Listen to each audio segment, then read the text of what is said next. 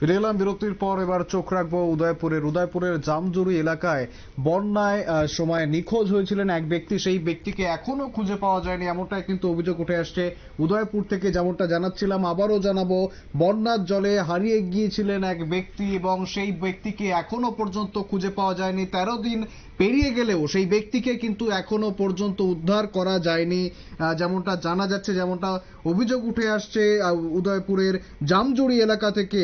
বন্যার জলে হারিয়ে যাওয়া সমরেশ বর্ধন নামে সেই ব্যক্তির এখনো পর্যন্ত খোঁজ চলছে। এনডিআরএফ থেকে শুরু করে এসডিআরএফ টিম সকলে মিলে সন্ধান চালাচ্ছেন, তবে এখনো পর্যন্ত কিন্তু তাকে খুঁজে পাওয়া যায়নি। ঠিক কি জানাচ্ছেন, কি অভিযোগ আসছে, একবার শুনবো। এরপরে দোকানের সামনে যে এই ঘটনা হয়েছে, মানে আমি ফোনে খবর পাইছি আর কি, যে এমন এমন হয়েছে। আমরা গেলাম, দেখলাম মানে হ্যাঁ উঠতেছে, 3 জন গেছে, 3 জনের থেকে একজন উঠতেছে।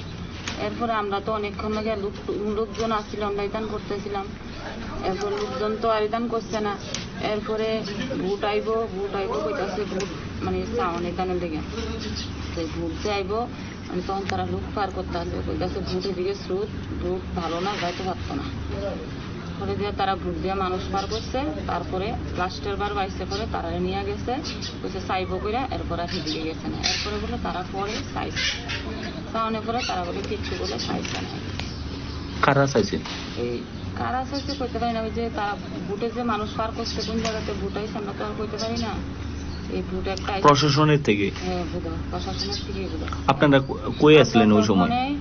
তো এখানে তারারে নিয়ে আয় বসছে, হ্যাঁ বোন জামাই আর আমার দেওরে নিয়ে আয় বসছে। তারপরে আমি আর আমার দেওর পুতে এদিকে ওই দোকানটার সামনে দাঁড়িয়ে আসছিলাম, অনেকক্ষণ দাঁড়িয়ে আসছিলাম। তারারে চাইবো এরকম, অনেকক্ষণ দিয়ে তারা আইয়ে না। এরপরে আমরা বাড়িতে আইয়া বসছি, আমার দেওর পুতে আর আমি বাড়িতে আইসি। আমার বাড়ির সব বাচ্চা কাচ্চা, শাশুড়ি, জাল সব এইদিকে ঘরে।